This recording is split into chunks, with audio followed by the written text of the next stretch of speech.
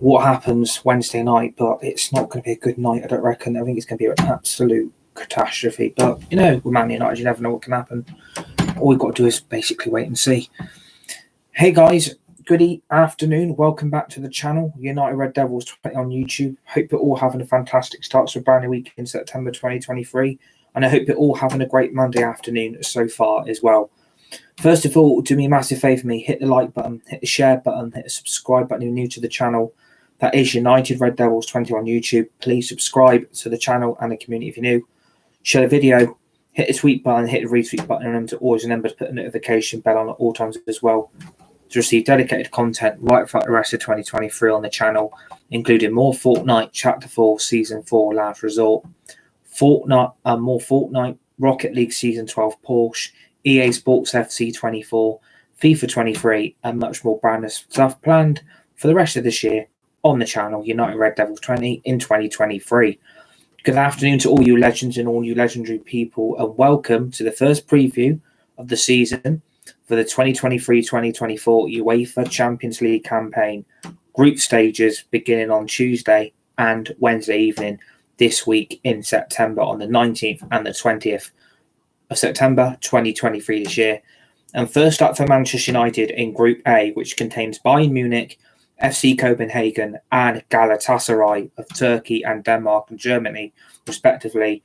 Manchester United faced the most uphill game already in match day 1, away to Bayern Munich at the Allianz Arena Wednesday night, 8 o'clock evening away kickoff. Bayern Munich versus Manchester United. This is the preview. And this is going to, time will tell what is going to happen Wednesday night.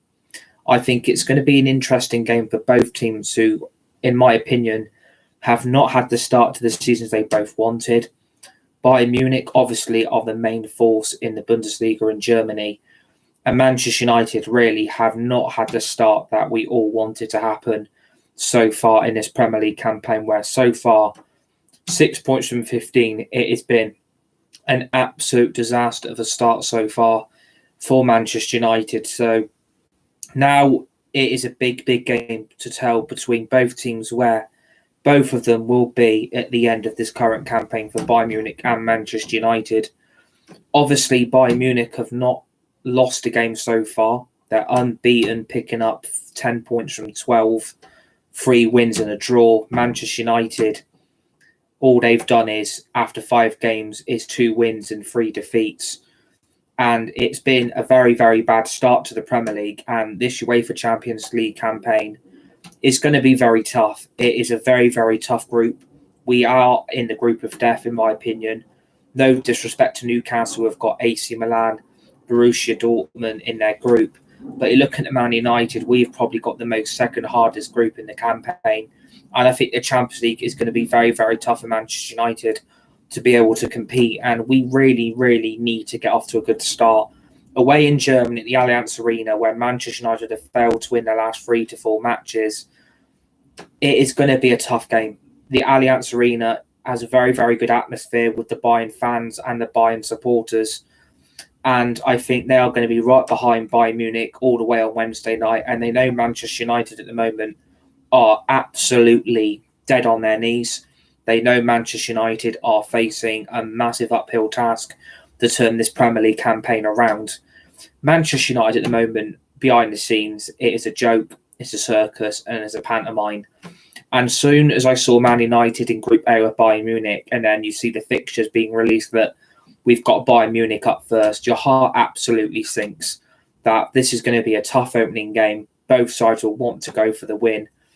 But it wouldn't surprise me if Man United somehow found a performance from somewhere on Wednesday night and went to Germany and won, because Bayern Munich are a team that, are the main front runners in the Bundesliga, and Thomas Tuchel hasn't really got Bayern playing the way I thought the Bayern owners would have wanted Tuchel to make an impact on that team, especially what he did at Chelsea when he won the Champions League with them. I don't think Thomas Tuchel has been an impact that the Bayern fans and the Bayern supporters wanted. And if it's true that already looking at replacements next season for Tuchel and Xavi Alonso, the ex-Real Madrid and Liverpool legend, it is going to be very, very tough for Thomas Tuchel to keep his job. And obviously, he isn't going to be on the touchline Wednesday night because he got sent off against Man City in the Champions League semi-final last season. He was sent off. So obviously, Thomas Tuchel is not going to be on the touchline. And it is going to be a very, very difficult game for both sides. Both sides know that they're both very vulnerable. Bayern Munich aren't the team that, I think they used to be. I think the loss of Lewandowski and Sadio Mane, Marcel Sabitzer, Ryan Gravenberch. There's a lot of players in that Bayern team that Bayern have lost. And that has, in my opinion, weakened Bayern quite a lot. I think if they would have kept old players like that, I think Bayern Munich would have been in a lot of better space. Obviously, Sabitzer went to Dortmund, Gravenberch went to Liverpool, Mane went to Al Nassr. So Bayern Munich have lost a lot of players that they probably wanted to keep and haven't really replaced. And obviously, that transfer window where Bayern Munich were linked with Scott McTominay, that didn't happen. Obviously, they lost Gravenberch and McTominay, rejected both the moves to Fulham in the Premier League and Bayern in the Bundesliga in the summer transfer window. Bayern Munich, for me, I think will still win this game quite handsomely, and I think Man United are going to find this very tough. I don't think Man United are going to have a very good season. I think we're going to find it very tough to find any positivity from the rest of our games that we've got coming up. And I think the Champions League will be a true test of where Manchester United are under Erik ten Hag. Obviously, he's under now a lot of pressure following the results we've had so far in this Premier League season, where we've only won twice and we've lost the last 3 games against Spurs, Arsenal and Brighton, who we're trying to apparently compete with.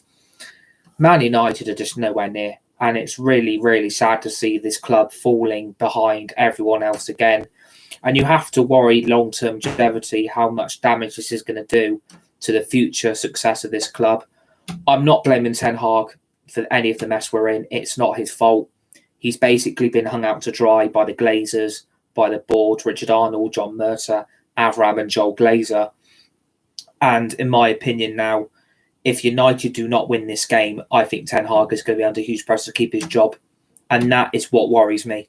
If Ten Hag was to lose this game on Wednesday and it is a heavy, heavy defeat, questions then will be asked, is he the right guy to take this club forward? I still have my 110% trust in Erik ten Hag. I have the trust in him. I think he'll turn this around. I don't think we're in a crisis, but if we fail to win our next 2 or 3 games, I think it could turn into a real bad crisis where Manchester United will make a rash decision and sack Erik ten Hag. And I think that could come if results do not start picking up. And it's going to be a tough game Wednesday. United know that we have to try and turn this shit around.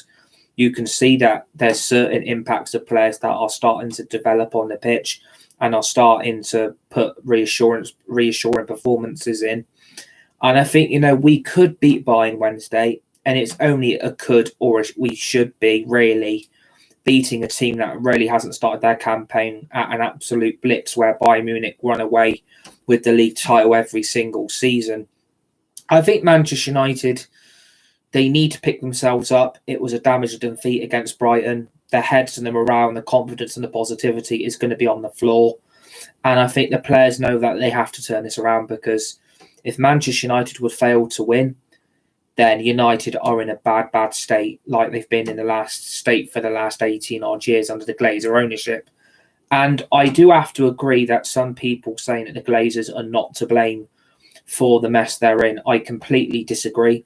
The Glazers and Richard Arnold and John Murtagh, Ed Woodward, Matt Judge, all that have come and gone before with the Glazers, they are to blame for the performances on the pitch. If they would have backed their manager properly and delivered the key signings he'd wanted, we wouldn't have been in the situation we're in. And especially when you look at that Bayern Munich team and you look at the strength they've brought in at centre-back, in Kim Min-jae from Napoli, and obviously the addition of Harry Kane from Tottenham, probably Bayern's most significant 2 signings in their history. And Harry Kane, 4 goals in 4 games, is going to cause Man United problems, especially where Manchester United were desperately after Kim Min-jae and Harry Kane all summer long. And basically what happened there is United didn't want to overpay. They didn't want to be held to ransom. came up with the sell to buy and financial fair play bollocks excuses to not do any of those deals or to sanction them.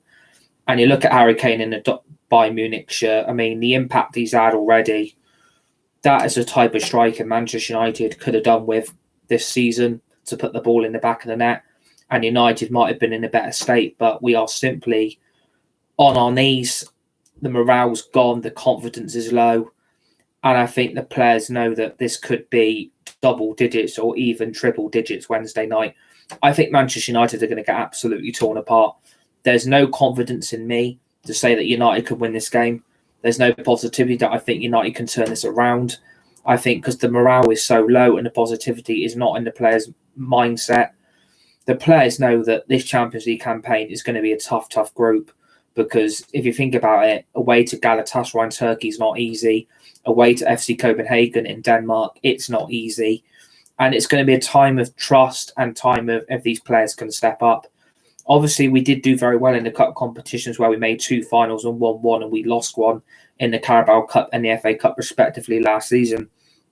But can Man United work miracles and make this Champions League campaign a miracle to remember? I think it's going to be tough to get out of this group. I think it's going to be very, very tough for Manchester United to be able to even get second, because Galatasaray have obviously signed a lot of quality players this summer. Obviously, they're doing very, very well in the Turkish Super League at the moment, and they're up there to probably win the league title again. And I think, if we lose to Bayern, United already on the backward step of and getting knocked out the group, and we don't want to be in a situation where we end up back in the Europa League like Brighton, West Ham and Liverpool are all in. We cannot afford for that to happen. If that was to happen and Manchester United were to go out of the Champions League and back into the Europa League again, it could be a nightmare campaign again, where we don't win any of our Champions League group games, we get knocked back into the Europa League, and then it's Thursday night and Sunday football again. I do not want that to happen. I think we can get out this group. I think we can beat FC Copenhagen away and at home. And I think Galatasaray away and we can beat both of them as well. But I think with the players we've got at the moment and the amount of injuries we've got, and I mean, the injury list is seeming to get bigger and bigger and bigger at Manchester United at the moment, especially when we've woke up to the news this morning that Aaron Wan-Bissaka is now out for 2 months injured, which is bad news for the right-back position. We've only got to lose Delo, and then United are in a crisis of we haven't got the players available to be able to come into the first team. And I think that could be bad news. If Delo was then to pick up an injury, we then haven't got a right-back. I mean, do we then have to resort to Victor Lindelof being put at right-back? Or do we have to put Aaron Maguire back in, which would be another bloody major disaster for this football club and the first team going forward? Because Aaron Wan-Bissaka, I know I don't rate, and most of you know I don't think he's any good at right back. I think he's been a complete waste of the 50 million we spent on him in the first place, and United are now biting that very, very hard on their ass that they've wasted 50 million on a injury-prone right back that United should have went nowhere near. And you look at the situation now, and it's like, where do Manchester United find the players they need to be able to come into the first team? I mean, there are plenty of free transfers available that United could go for to get positions secured, squad depth, brought in as well. I don't think Aaron Wan-Bissaka is going to be a huge miss, but it's very, very damaging that we've now lost him to injury for 2 months, where Ten Hag just can't seem to catch a break from these players picking injury up after injury.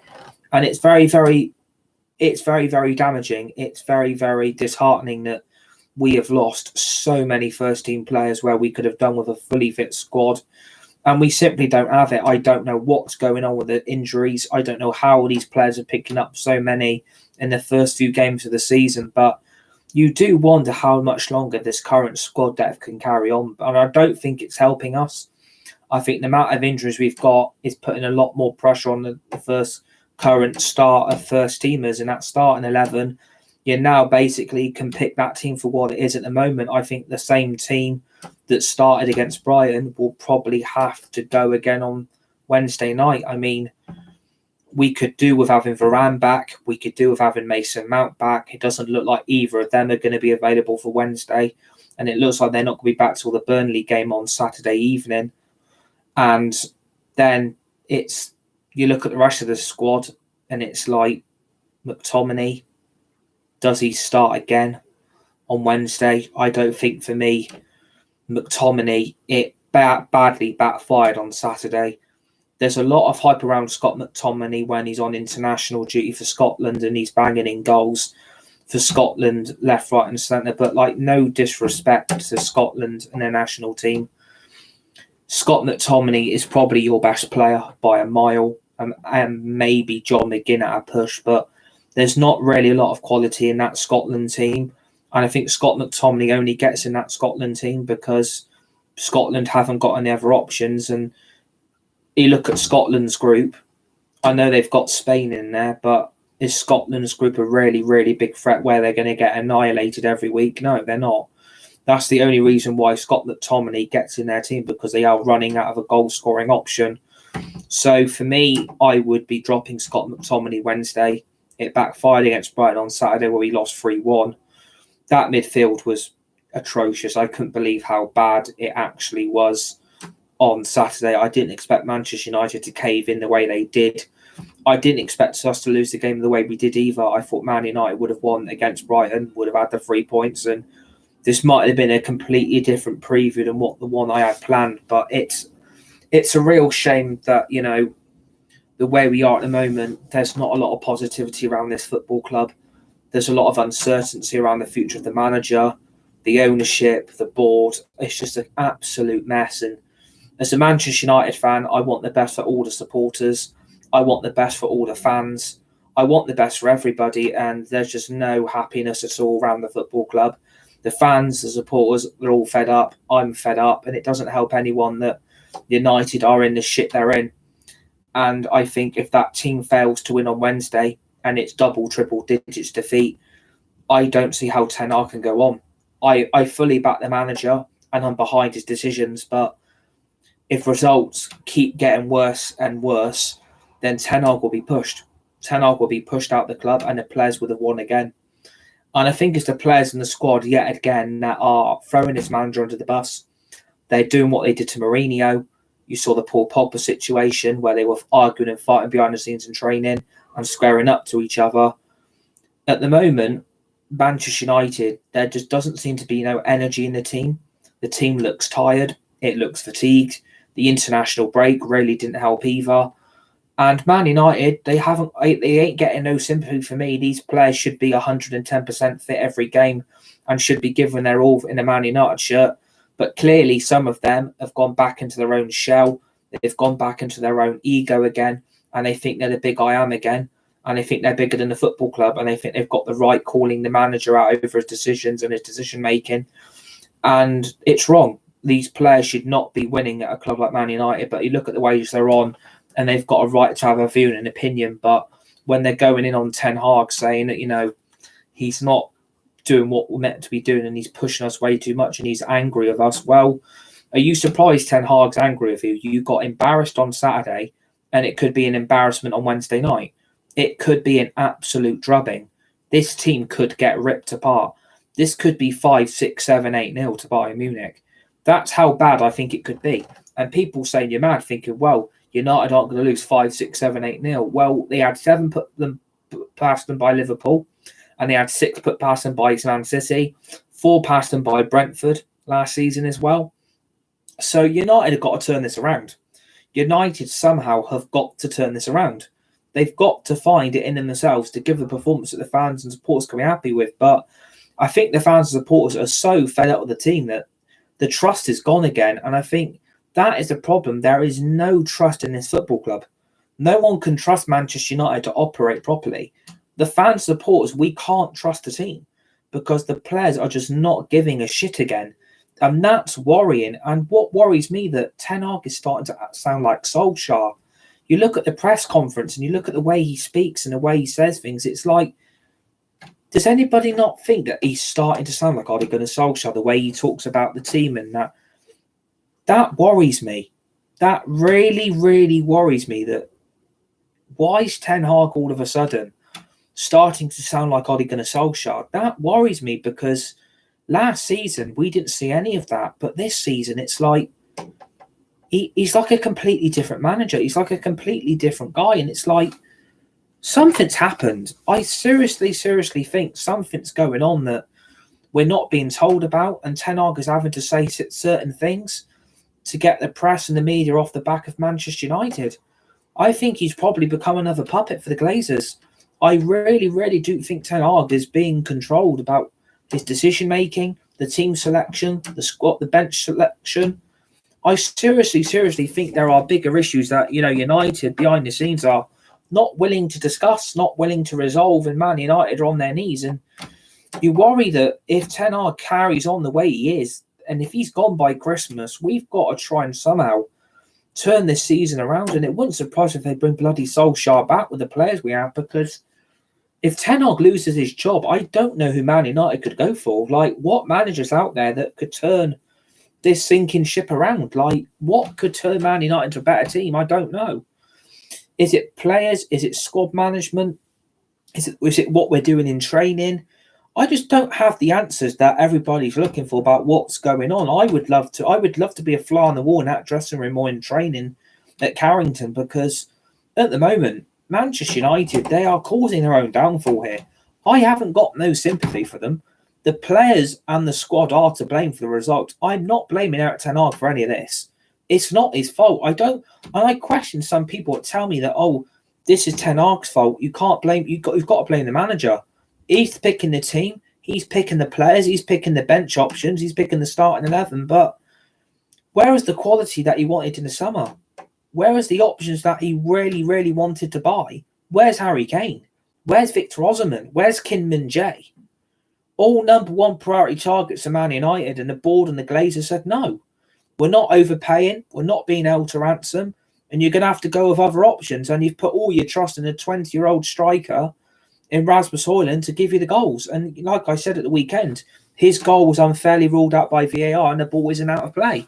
So Rasmus Højlund really should be on the goal scoring streak for United already. And the only goals we seem to be having is from the midfield. And that's a worry. We can't rely on that midfield Wednesday night against Bayern. Not a blimmin' chance. That midfield cannot be relied on for all the goals all the time. That front three have got to start finding the goals. And that's the problem. That is the big problem United didn't solve all summer. Rasmus Højlund was not enough. It was not enough. You look at the situation with Jadon Sancho. He isn't in the team. He was watching the under-18s on Saturday, where we lost 3-1 to Brighton, and he's probably sat there pissing himself laughing. We could have done with Sancho Saturday. He is one of my favourite players, but I do not like the way he's acting. And I fully back the manager to make the decisions about players' futures.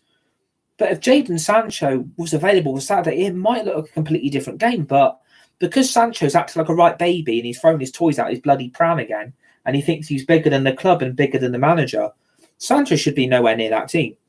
But you look at the options off the bench: Pellistri, Martial, Garnacho, Johnny Evans, Aaron Maguire, Bandia. Does that bench excite you? No.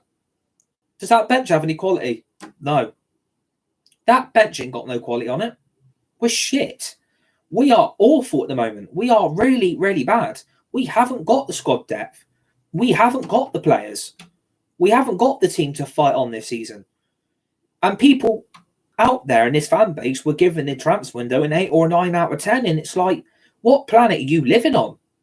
That transfer window wasn't an 8 or a 9 out of 10. It was shit. I'm giving it no more than a 3 or a 4. I'm really sorry.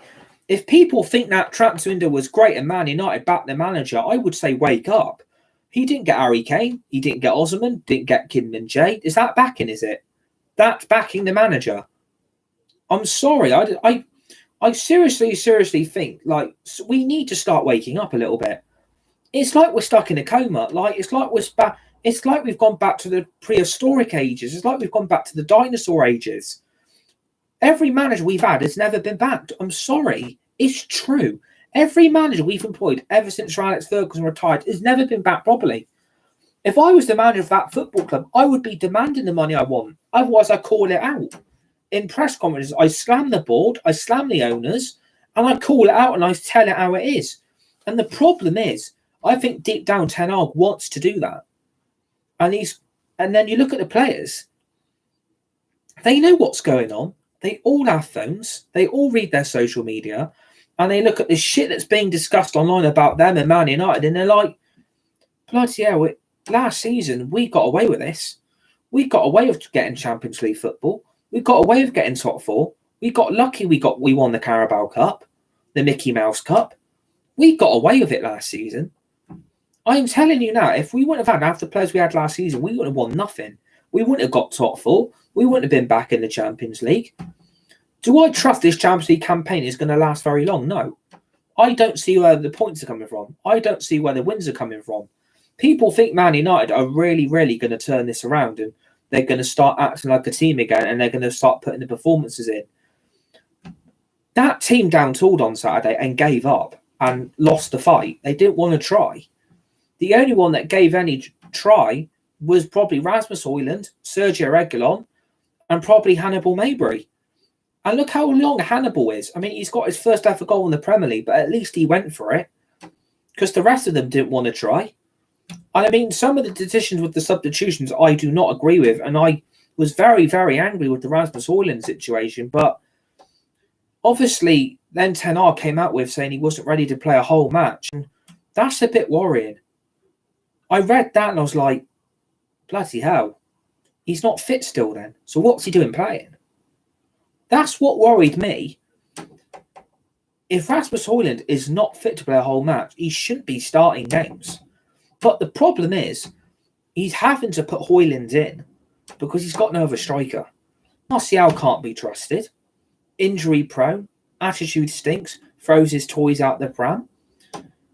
Højlund's goal got unfairly ruled out by VAR because the ball was actually still in play. And I've looked at it several times. The ball was still in play. The ball didn't go out of play. Some of the ball was over the line and on the line. So the Rasmus Højlund goal really would have stood. And the way he took his goal, where he was able to turn around the Brighton centre-back and put the ball into net with his left foot. I mean, that was positivity there. And I think, Sergio Reguilon as well, there was a lot of discomfort, a lot of disinterest where Reguilon, United fans weren't happy, supporters weren't happy. And I was one of them. I hold my hands up, all right? But I think Reguilon had a massive positive impact at left-back. I think he was very good. I think Reguilon is going to do very well at this club. I thought the impact at left-back already out in one game I was left very impressed. And I think, a lot of people saying we would have wanted Cucurella instead. He would have been the better left-back option. And yeah, maybe I would agree with that. But I think Reguilon, for me, has he's changed my opinion. He really, really has convinced me that this was the correct left-back to go for. This was the right left-back choice. And I back the manager on that now. I seriously backed Ten Hag on the Reguilon decision. And what he did at left-back, and at least he went on and could put a ball into the box, unlike Luke Shaw and Malacia. If Reguilon keeps putting performances in like that, make his move permanent in the summer in 2024. I think Reguilon will start again on Wednesday. And he's got no choice but to start Reguilon because Luke Shaw's still out injured. Malacia is still out injured. Got no Wan-Bissaka. We ain't got anyone else. Alvaro Fernandez has gone to Granada on a season-long loan. So United really are having to pick the same team they are picking every week. And that's not on the manager. That's on the recruitment. It's down on the board. It's down on the owners. Imagine if we would have got Kim Min-jae, Harry Kane, Osimhen, Frankie de Jong, and they still got Mason Mount, Højlund, Onana, Reguilon, Cucurella, Frimpong, Ryan Gravenberch. You look at the team we would have had then, we would have been unstoppable. We would have had a lot better team then than what we've got now. Because the options are not in that team. And the problem is, with the amount of interest we got, it could be very, very, very fatigued night on Wednesday. I'm hoping that Amrabat's going to play, and I think Amrabat is hopefully going to be back Wednesday, and I think Amrabat will start. I think the midfield three of Eriksen, Casemiro, and Fernandes has now got to end. I'm really sorry, but that midfield was getting absolutely ran over on Saturday. I was really surprised at the lack of impact in the midfield three, where Ericsson, Casemiro, and Fernandes all played a lot of football together in that midfield three last season, and now it looks like a completely different midfield three, and it's like, wow, it's very, very concerning that midfield's getting run over. And that is because Casemiro can't keep doing it on his own. He hasn't got anyone next to him or in front of him to be able to cover his game, to do most of the groundhog work. And that is a very, very big problem. And I think this is where Amrabat does come in on Wednesday. I think Amrabat, a lot of people saying, why did United sign Amrabat? Why did they go for a Fiorentina midfield that, had one decent performance against West Ham in that Europa Conference League final, actually, where they lost 2-1 in the final in the end. But I think a lot of teams have missed a trick on Amrabat. I think Amrabat is going to offer so much quality going forward in that midfield three. And he'll be able to help out Casemiro, and it'll help push Fernandes a bit more forward. So I think this Amrabat signing is going to work a lot of miracles. And I think, that midfield three does need miracles. And it's going to be tough. I don't think, Mason Mount's going to come back in straight away after he comes back from injury, because if Amrabat starts hitting the ground and Casemiro and Fernandes, and it's a secure midfield three, Mason Mount's going to find himself on that bench again. And then he's going to look at thinking, bloody hell, I joined Man United and I can't get in the first team anymore. And that's going to be a worrying sign for Mason Mount's future at Manchester United, because if Amrabat does well, there's no way I'm taking Amrabat out of that first team. Not a blimmin' chance. I'm not taking Amrabat out of Manchester United. I think he's better than Mason Mount, in my opinion. I think Amrabat's 10 times a better footballer Mason Mount's ever been in his Chelsea career. And we basically paid Nemanja Matic money for him, overpaid, and basically gave Chelsea what they wanted. So, like I said, Amrabat, I think will play in that midfield three. I think Ten Hag will start him, because I think he knows that he needs the options now. He needs those midfield options. And I think, if you're looking at it, maybe Mason Mount and Varane do come back Wednesday, but they're on the bench and they come back into the first team gradually. Maybe Ten Hag will influence both of them back in very slowly, because we then have to revert back to the back front three again. You look at the options we don't have. Rashford, Saturday was dreadful. Went back to being Marcus Trashford again, and was way too doing it all on his own, wanting to be a world beater and thinking he's God's gift, and thinking he can do this all on his own, and making too many uncertain, rash decisions, especially when he was through on goal, and especially where he kept cutting back on his left foot, cutting in on his side and going with his left, where that is his weaker foot. That didn't help the performance Saturday, and I think that's where it went wrong. Does Rashford need to be dropped? That's another question. Does Marcus Rashford need to be dropped at that team? There's a right decision in saying yes, but there's a wrong decision in saying no, because Rashford's probably our best player off the left. And you look at the right wing. We haven't got Sancho. We haven't got Anthony, because he's on absence of leave because of the investigation he's under due to ongoing personal matters behind the scenes outside of football. Where does Man United's right-hand issues get solved? Because you can't play Garnacho out there. He's not a right winger. He's a left winger. And the only option you've got is Pellistri. Does Pellistri play on Wednesday? Would we risk paying Pellistri out on the right wing? I think maybe we're going to have to, because Rasmus Højlund got no service from Marcus Rashford. He got no service from Fernandes out on that right wing. That's what angers me as well. Fernandes is a midfielder. He is not a right winger, and we're using him on the right. I don't understand quite justify why, in my opinion, we are playing players out of position. That is what angers me the most, that we are putting players in this team that are playing out of position. I don't know why we're doing it, but maybe I've now hit the nail on the head. Ten Hag does not trust Martial, quite clearly, and we all know that. And for me, I don't think he rates Pellistri. I don't rate Pellistri. I don't think he's very good. I think all this hype he's getting and all the praise he seems to get He only got that after one decent performance when we were in the Europa League last season at home to Real Betis, where he put a decent ball into the box and got Weghorst's goal. And people since then have hyped Pellistri up like he's an absolute world-class, phenomenal footballer. I'm sorry, Pellistri is not going to cut it at this club. I'm really sorry. He is not the answer on the right wing going forward for Manchester United. Antony is a better player than him. Sancho is a better player than Pellistri.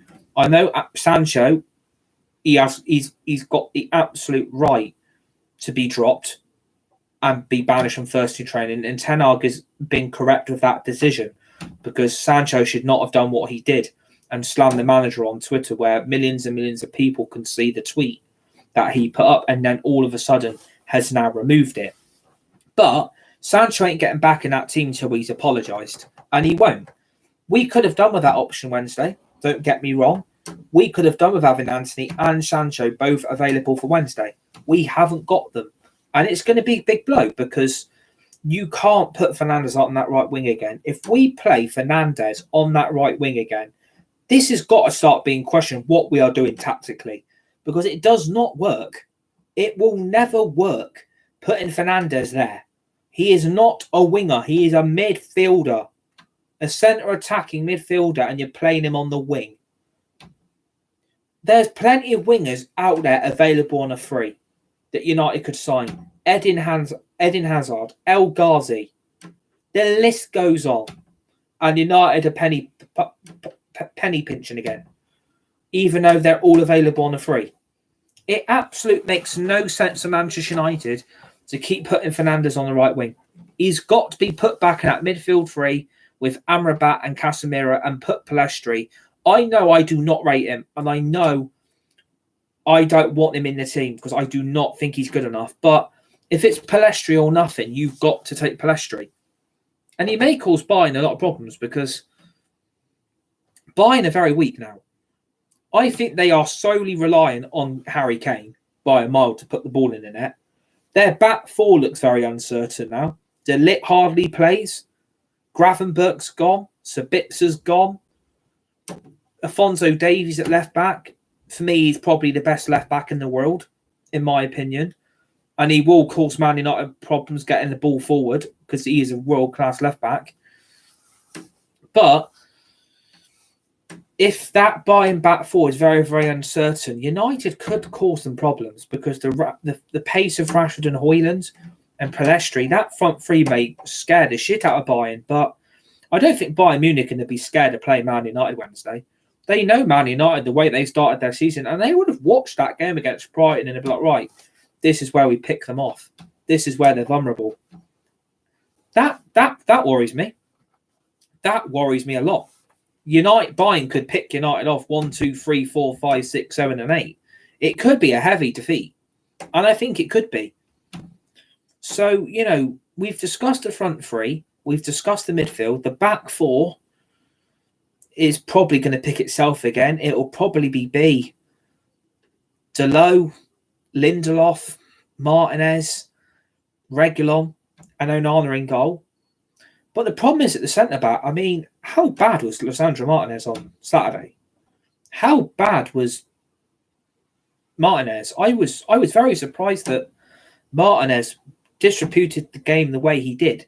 I was very surprised at his actions. I was very surprised at his performance. I was quite taken back by how bad he was. He got sat on his ass for the second goal.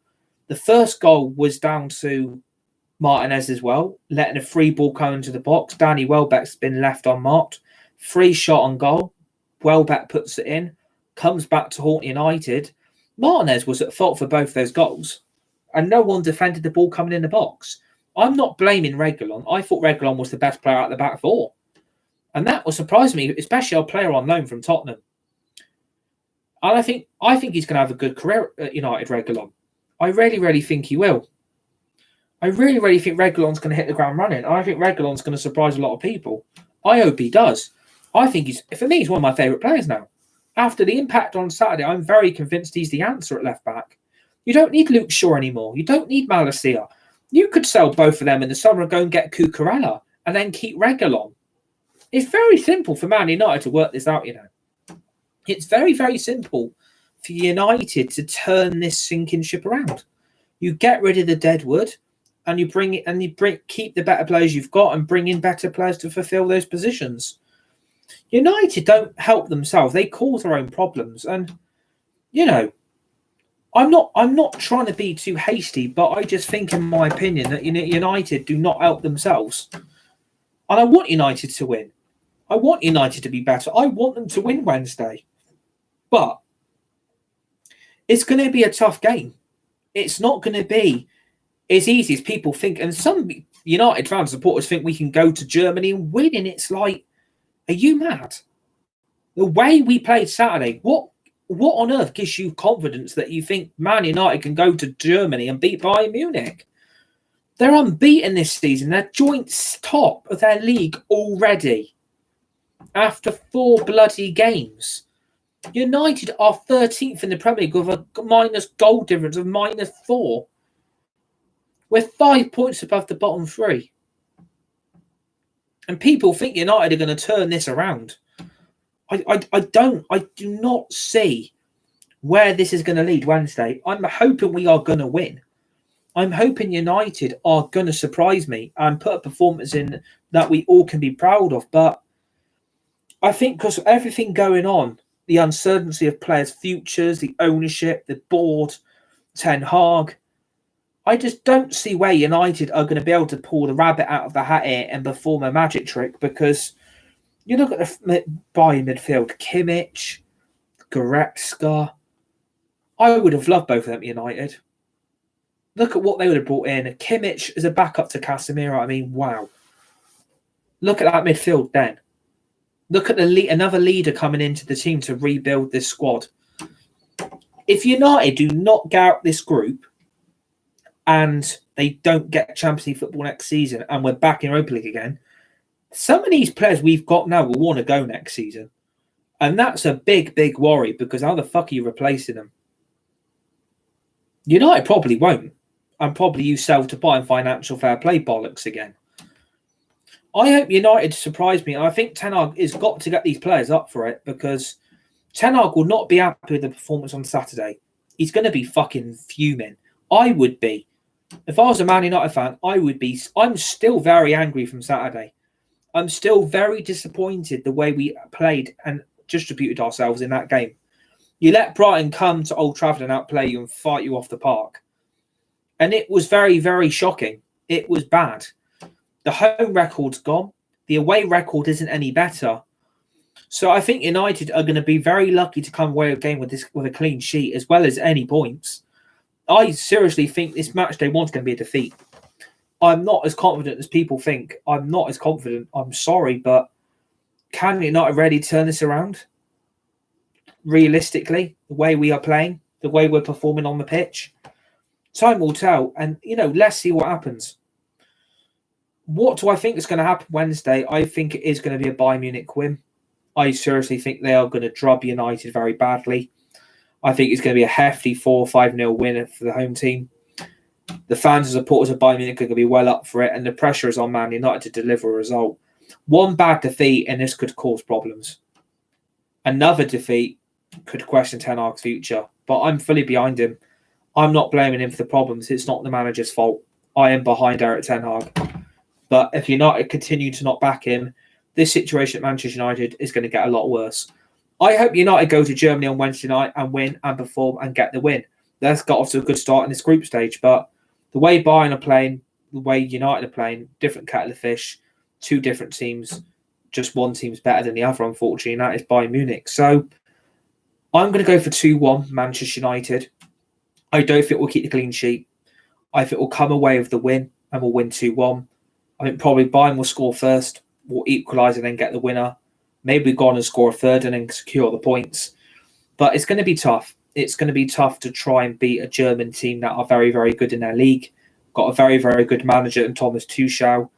And so far are unbeaten after their first 4 or 5 games of the Bundesliga season in Germany. Joint top already after 4 or 5 games. The difference in quality between United and Bayern Munich is absolutely night and day. And when you've added a world-class striker like Harry Kane, especially where he wanted to move to Man United in summer. He's going to be rubbing his hands together thinking, right, you turned me down this summer. I wanted to come and you didn't want to sign me.